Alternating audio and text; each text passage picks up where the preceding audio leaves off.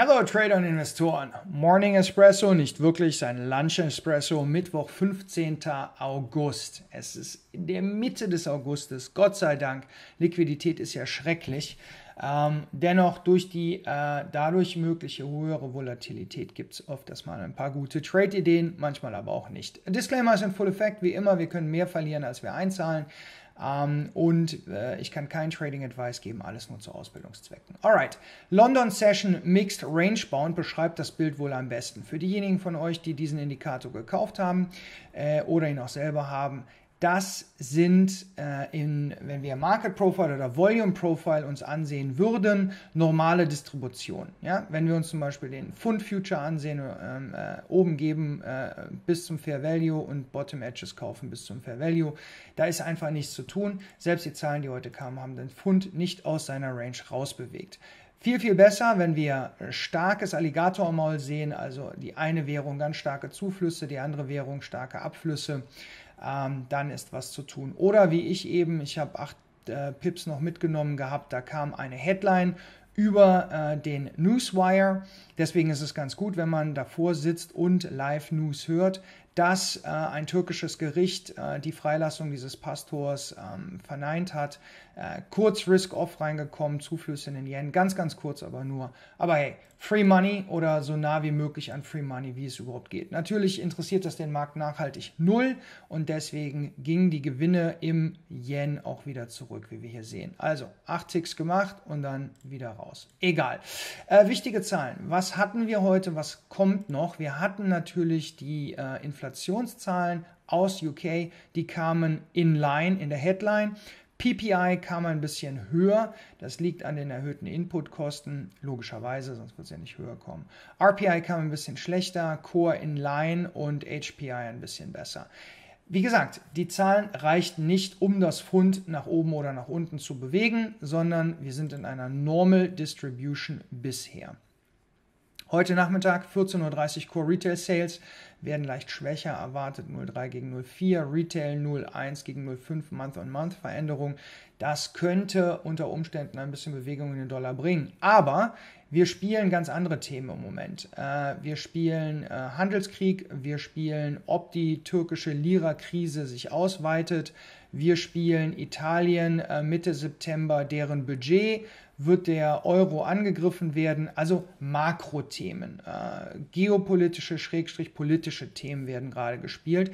Da ist es fraglich, ob die Retail-Sales wirklich gegen die Dollarschwäche, auch wenn sie stark schwächer kommen würden als erwartet, eine Chance haben, diese Dollarstärke aufzuhalten. Gucken wir uns gemeinsam die Märkte ganz kurz an. Gestern Green across the board. Asien konnte das leider nicht für sich halten. 150 Milliarden Dollar wurden da an Aktienwert allein in Tencent verballert. Die größte Vernichtung von Aktienkapital einer Einzelaktie in der Geschichte der Menschheit. Das war über Nacht die Story. Aber gestern sehen wir Green across the board an der Wall Street. Und wir sehen China, da ging der Tech-Abverkauf schon los, sehr, sehr übel gewesen. Australische Minenwerte hatten zugelegt, Kanada war grün, also wir sehen es grün, aber China ein bisschen Stress gehabt. Alright, Forex. Neuseeland war schwächste Währung, aber wir haben es eben selber gesehen, am Stärke gegen Schwäche. Den finde ich optisch ein bisschen leichter zu sehen. Aussie an einer Bodenbildung, dennoch, sehen wir gleich. Gehe ich gleich drauf ein. Alright, hello, mein Rechner ist, entweder habe ich ein Virus mir gefangen oder ist irgendwas Ernstes, ich weiß es nicht, er geht gar nicht mehr jetzt. Hier wichtig, WIX angestiegen, aber was ich auch interessant finde, ist Copper. Diese Kupferschwäche, die drückt auch auf den australischen Dollar. Und wir sahen gestern Green across the board, aber Basic Materials am schlechtesten. Das hat auch mit der Rohstoffschwäche zu tun. Financials am stärksten gewesen, verwunderlich, weil die Kurve ging gar nicht so viel stärker. Asien, wie gesagt, schwächer. Türkei erhöht die Strafzölle auf amerikanische Importe. Ganz ehrlich, who cares, ob die Apple iPhones importieren oder nicht. Latte, die meisten dort drüben haben sowieso Samsung iPhones.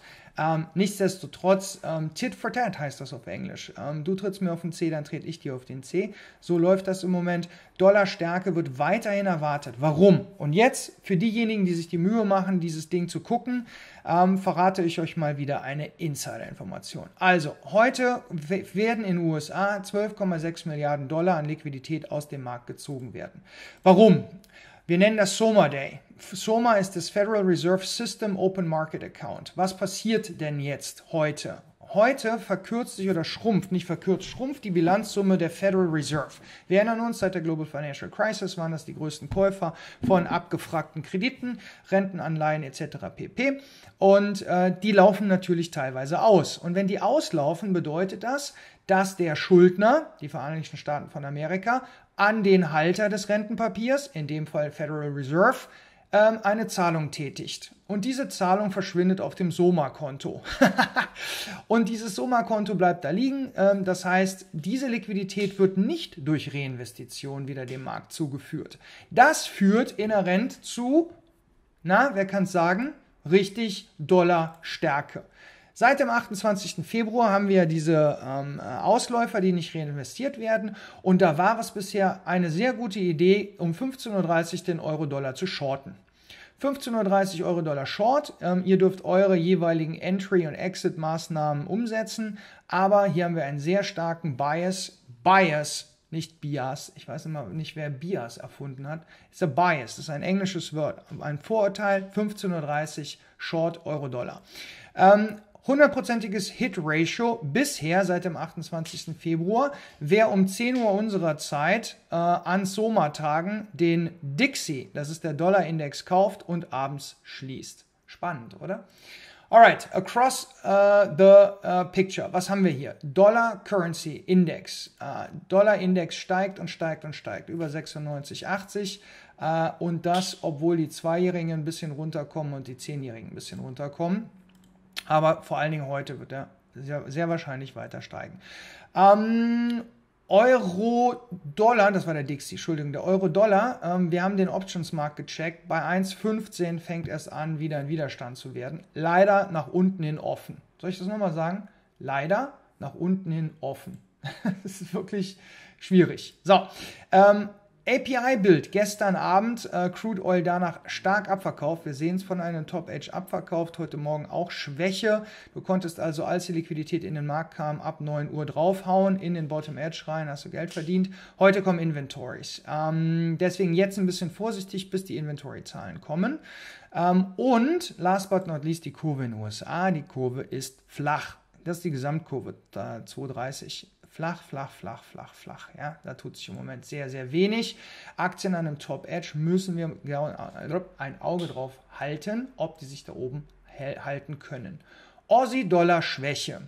Der Adrian und Co., die haben sicherlich hier oder dort, oder ich weiß nicht, ob eher spezifisch oder nicht, aber viele, die Code-Report-Trading machen, warten darauf, dass der Aussie-Dollar long geht. Und ich möchte kurz erklären, es gibt 2 Punkte, die im Moment sehr stark auf den Aussie-Dollar einwirken.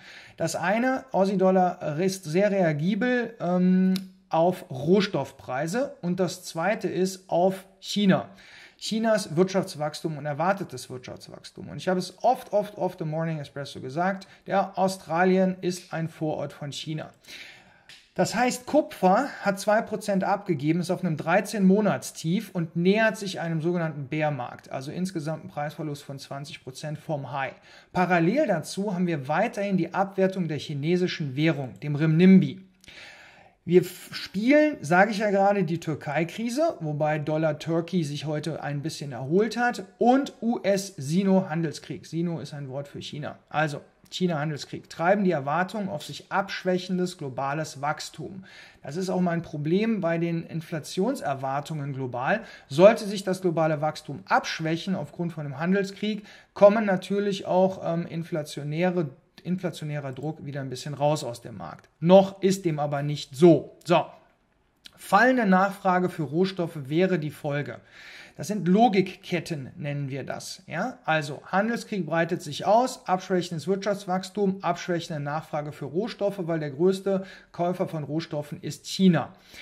Kupfer unter 6.000 soll das heißen, nicht über. Unter 6.000 pro Tonne. Gold heute auch nochmal abgegeben auf 11,88. Gold kann nicht steigen, nicht nachhaltig, solange wir Dollarstärke haben. Türkei-Krise und Fed-Zinserhöhungszyklus führten dazu, dass die indonesische Zentralbank heute sogar unerwartet die Zinsen erhöhte. Warum? Weil sie Kapitalflucht dagegen sich stemmen möchte und Volatilität aus dem Währungsmarkt nehmen möchte. Also wir sehen, Emerging Markets bekommen Druck aufgrund von steigendem Dollar und dieser türkischen Lira-Krise. China-Exporte machen 30% des australischen GDP aus. Entschuldigung, es klingelt, Sekunde. Sorry, guys. So, Chinas Production Data und Trade Surplus fielen jetzt auch schlechter aus als erwartet. Das heißt, Trumps Strategie, China anzugreifen, über deren Wirtschaft geht auf, falls das seine Strategie ist. Ne? Ich habe nicht mit dem Donald telefoniert. Also, er greift sie genau da an, wo es schwierig ist. China produziert billig für den Rest der Welt. Der Deal ist, es gibt ja so Verträge, ne? Generationsvertrag in Deutschland, also Rente ist gesichert, dafür gehen die Jungen für uns arbeiten. Egal, war zumindest mal die Idee. So, in China ist es so, sie produzieren billig, dafür gibt es keine Völkerrechte, Menschenrechte und ihr macht, was wir sagen. So, Ende der Durchsage, dafür habt ihr aber Jobs. China fürchtet schon immer, die kommunistische Partei, soziale Unruhen, schon immer. Und die möchten wahrscheinlich langfristig diesen Handelskrieg nicht haben, egal was sie sagen, weil er effektiv ist im Moment. Und deswegen bin ich sehr, sehr gespannt, ob und wie unter Umständen das aufgelöst werden kann. Dann könnten wir eine Aussie-Dollar-Rallye sehen. Ja? Dann geht sie sofort nach oben. Im Moment haben wir aber die Renminbi-Abwertung und die Rohstoffpreisschwäche. Und das führt dazu, dass es da nicht zu einer Aufwertung im Aussie-Dollar kommt. Letzte Woche hatten wir die Zentralbank in Australien, die Zinsen bei 1,5% belassen haben. Aber sie senken ihre naheliegenden Inflationserwartungen, die sogenannten Short-Term Consumer Price Index Forecasts, also die Vorhersagen für den Konsumentenpreisindex für naheliegend, um 50 Basispunkte. Das ist signifikant. Ja, sie haben im langen Ende 2019 und 2020 die CPI-Erwartungen erhöht, aber die Währung reagiert erstmal auf jetzt. Und dann sagte der Governor auch noch, er sieht keine Notwendigkeit, Short-Term an den Zinsen zu schrauben. Und das führte dann zu einer weiteren Abwertung im Aussie-Dollar. Nicht direkt, die war erstmal relativ schwach. 11 Pips hatte der nur in der Nacht reagiert. Aber im Anschluss weitere Abwertung. So, Freitag spricht der Governor Lowe vor dem Parlament und da sind wir sehr gespannt, ob er diesen Handelskrieg und die Abwertung des australischen Dollars erwähnen wird. Denn dadurch importieren sie sich ja Inflation. Die würde dann längerfristig, und deswegen haben sie auch das 2019-2020 CPI-Erwartungshaltung erhöht wahrscheinlich, längerfristig dazu führen, dass sie die Zinsen erhöhen müssten. Weil eine Sache mögen Zentralbanken überhaupt nicht, davon galoppierende Inflation. Und durch eine schwache Währung importierst du dir die Inflation. Alright, deswegen als Idee Short Aussie Yen. Schauen wir uns den Chart gemeinsam an. Sorry, das ist nochmal der Chart hier. Sorry, dass der so spät kam. Also oberer Chart sehen wir, Kupfer und Renminbi gehen Hand in Hand, hohe Korrelation. Und da könnten wir jetzt noch den Aussie-Dollar drüber legen, da sehen wir weitere hohe Korrelation, Aussie-US-Dollar. Unterer Chart zeigt uns auf der einen Seite den US-Dollar gegen den Renminbi und auf der anderen Seite, eine Sekunde, ja, Aussie-Dollar und Chinese Yuan. Aussie-Dollar und Renminbi. Wenn wir sehen, die Abwertung des Renminbi, das sehen wir hier, weitergeht. Seit Anfang Juni haben wir hier diese negative Korrelation. Und darauf halten wir ein Auge. Jetzt sehen wir uns gemeinsam den Chart an. Now we go. Ja, danke Jay, hast du alles gesagt. Super, dass du deine Animation selber kennst.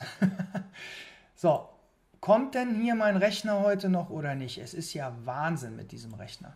Also, Trade-Idee, Short Aussie Yen, Risiko für den Trade, dass wir Risk-On bekommen. Das würde dann dazu führen, dass Geld abfließt aus dem Yen. Stärke in Rohstoffen könnte zu einer Aussie-Dollar-Aufwertung führen und oder positive Entwicklung im Handelskrieg. Heißt, wir haben klassischen Flag-Trade. Wir haben Short, Konsolidierung, potentially Short again. Potentially. Denn, wenn ich mir das ansehe, kann das auch eine Long-Akkumulation werden. Allerdings haben wir dafür noch nicht genügend abgegriffen Liquidität, die unter uns liegt. Deswegen bitte, bitte, bitte, bitte, bitte, bitte, bitte Vorsicht bei diesem Trade. Nichtsdestotrotz fundamental, so wie sich die Welt gerade entwickelt, richtige Richtung. Alright? Okay. Wenn Sie oder du Interesse haben, diese Einblicke zu gewinnen in globale Geldmarktströme, welche Themenmärkte spielen, worauf ich gucken muss, warum wir überhaupt mit Währungen anfangen, aber auch später Rohstoffe uns ansehen, warum wir die Optionsmärkte im Auge haben, die Futures-Märkte. Wir machen im Grunde sehr, sehr viel. Ich wollte schon sagen alles, aber das ist natürlich Quatsch, aber wir machen sehr, sehr viel. Unser Lehrmaterial wird natürlich jede Woche mehr, weil wir jeden Dienstag live traden. Und es ist so, wir machen eine Stunde denselben Prozess, den ihr im Webinar lernt, im Seminar lernt. Daraus ergibt sich ein Trade, das ist ein institutioneller Prozess, der holistisch agiert. So, immer das Gleiche, deswegen sehr, sehr hohe Qualität, die Trades, die da rauskommen. Und im Anschluss bilde ich aus. Und es sind immer andere Themen, die ich ausbilde. Im Moment sind wir relativ tief im Orderflow drin, Orderflow Trading, ja.